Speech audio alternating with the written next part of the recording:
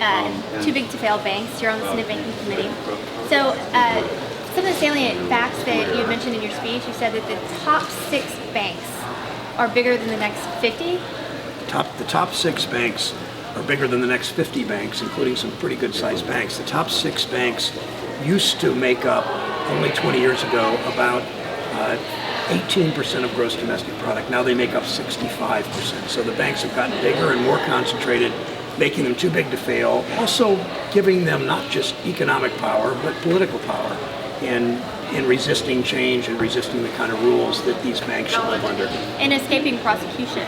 Well, and apparently, I mean, not a lot of people have gone to jail for what's happened in the damage that a number of these Wall Street banks have done to our economy. So, Attorney General Eric Holder recently has changed his tune on prosecuting banks. He has said that no bank is too big to jail, and they're going after credit suisse for helping taxpayers to avoid paying their taxes. Is this, in your mind, like largely a PR move? I'm hopeful. I take him at his word.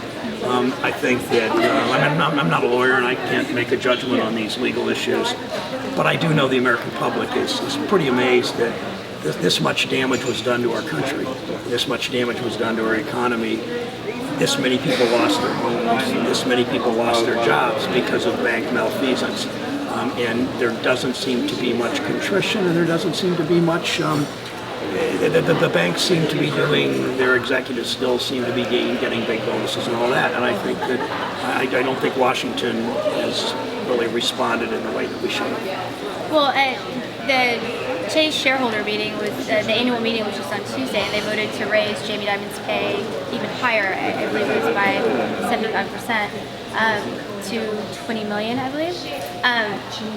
But yet, in the face of continuing to pay these large fines to the Department of Justice and others for their malfeasance, given what you were saying earlier, the stats about the 6 biggest banks being too big to fail, or too big in the economy, having such an impact with 65% of GDP, is it possible that somebody like Jamie Dimon will face prosecution? I have no idea if he will face prosecution. I don't know if he should. I just know that what matters to me is not that. What matters is that that bank, because of its missteps and problems in the last 5 years, is not just too big to fail. They get all these advantages in the capital markets. A big bank. They've been too big to manage.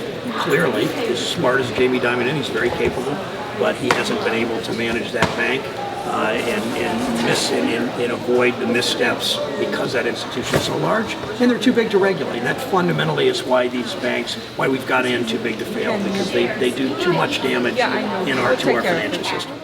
Undercurrent under the surface makes the mainstream get so nervous. It's time for purpose, for news to serve us, not with propaganda they use to hurt us.